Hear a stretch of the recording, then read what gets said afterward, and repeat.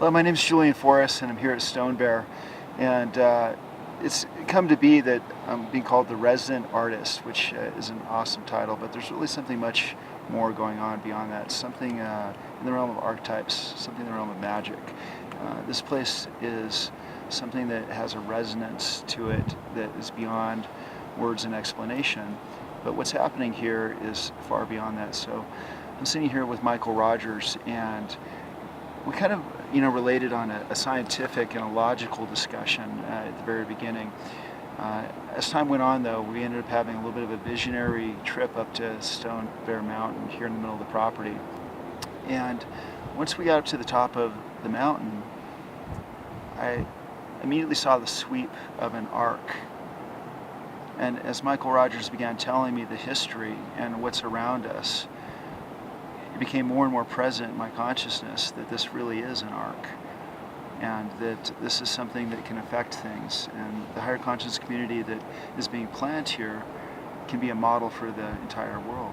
So tell me a little bit about your ideas of mythology and archetypes and transforming them, and how it relates to the arc of this property. It is an arc. Stone Bear Mountain is basically the curve of the arc as the glaciers carved through this granite. So water carved this valley into an arc. And through that arc comes the South Yuba River and the Fordyce River. And so it is a powerful feature of ancient water that is this property. Perfect. Yeah. Perfect. Right behind us is a 500-foot waterfall drop. So it is also an arc in that sense that it's a waterfall back down, arcing into the ground, into the center of the earth. Amazing. Yeah. So there's multiple arcs. It's like, I guess, sacred geometry. It has, or in indigenous thought, it's the medicine wheels within medicine wheels. It's Absolutely. flower of life. And then on top of that, there's the amazing star quality in the evening. Yeah. And the fact that we're floating on the Starlight River, baby. for sure. And so here we are with another amazing arc that becomes super We're building an arc. apparent. Yeah. There's the arc that we're building. Yeah. There's the arc of the valley itself, and then there's the arc of the sky, and the fact that you can actually see that arc where normally you can't. And the arc of ourselves, And the right? arc of Each one ourselves. of us committing to this vision, this puzzle dream.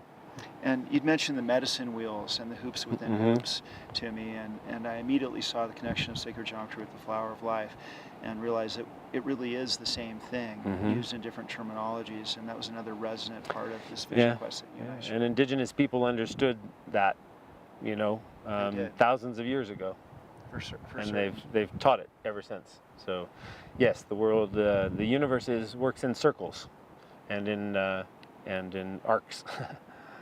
Absolutely. Yeah, not a lot of straight lines or 90-degree corners in nature. That's correct. And the vision that is developing for this place is archetypal shared vision. It's not something where anybody just says, hey, it's going to be just exactly like this, but it's a shared vision. Yeah. And the resonance of that vision is pretty apparent and with the people that are involved. Yeah. And so some pretty high quality visions are being drawn here. High caliber. The people are amazing.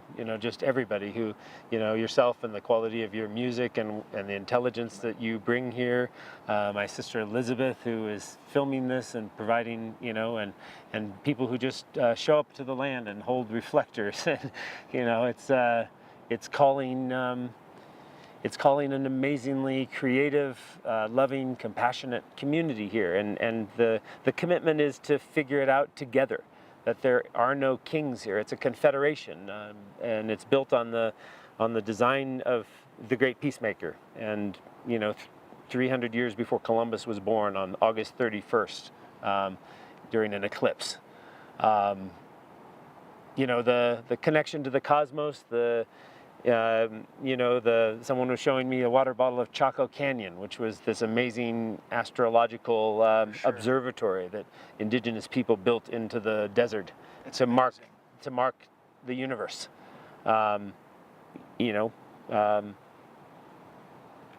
for some reason, this place seems to be quickening. It is quickening. And I wandered around. I met some really amazing people the last couple of festivals here.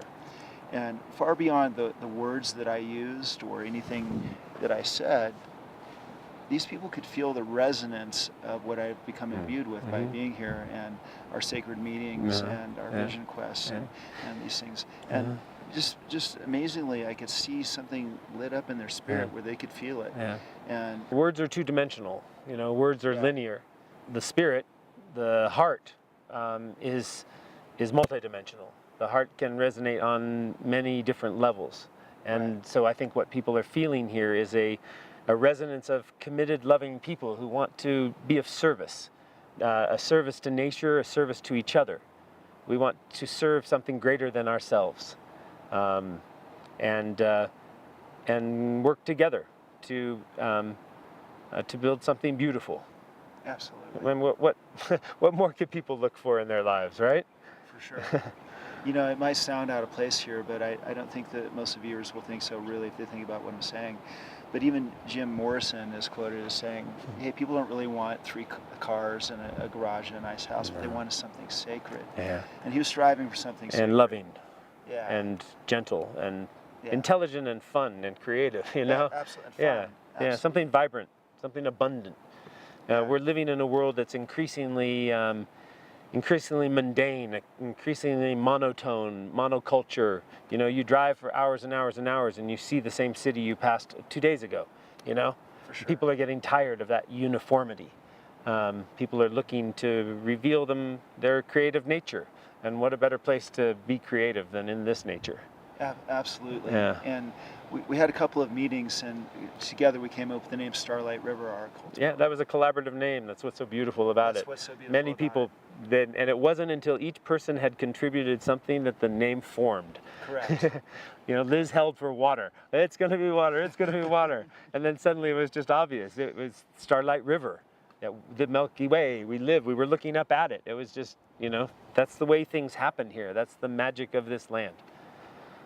And I can say it no other way because I'm an agnostic. I'm a pretty practical guy, but there's a magic happening here that is, my favorite line of Shakespeare is, "There's more things in heaven and earth than are dreamt of in your philosophy, Horatio." So Exactly. there's a magic here that I can't put words to.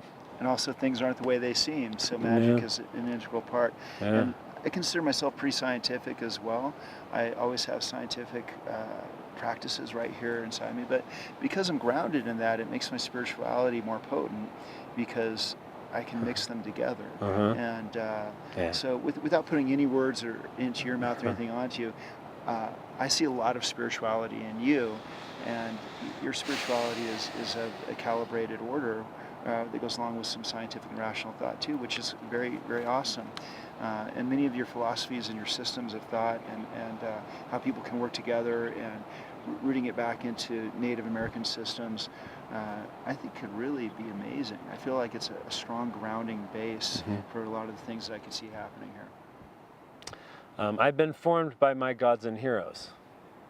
And as much as my gods and heroes were Benjamin Franklin and Thomas Jefferson and John Adams and Abigail Adams, that was quite a woman. John was a lucky man. Right. My gods and heroes are also, the bear man of the Yahi, Himmat Tuya Lat Lat, thunder that rolls from loftier mountain heights. My ancestor Wahan Sanakak, who said, "Why do you take with violence what you could have with love?" And the teachings of the great peacemaker and the words of the Hopi and the Lakota people and the Washoe people. There's great wisdom in indigenous people, and I do believe the solutions of the world are based on us returning to those indigenous best practices.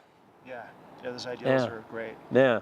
One of the ones that sticks with me over and over again is the actual genuine respect to many American natives to really actually consider the land sacred truly, and to consider that whenever they take something for their nourishment or whatever, to still honor it genuinely. I always have that on my mind, but I also know that there's a much more interesting past, without getting into a lot of detail, but she mentioned Chaco Canyon, which I'm fascinated by, but also the Hopi have retained some pretty amazing astronomical knowledge. And when you look at the sand paintings, this is fine art. These sand paintings are not just something that happened by throwing a couple of things together. The idea that indigenous people are primitive is an illusion. Indigenous people are some of the most creative people there are. Yeah. They just worked with the technologies that worked for them. You know, Sitting Bull said, if you see something of value, pick it up, otherwise let it lie. Michael, I just want to thank you for your time, your energy, your effort, your vision, and holding the space for what's happening here. Yeah. And well, I thank you for all the same things, because you're coming here and adding to this beautiful mosaic. perfect. So it's nothing. It's like I said, it's a buffalo jump. You can't do it alone. Yeah. It's pretty silly watching someone do a buffalo jump by themselves, because the buffalo just run off in other directions and around. It's like a Keystone Cop movie. Some things we can only do together. Absolutely. And so you're part of that together, and I appreciate it. Right on, so dude. thank you. Yeah. All right. Yeah.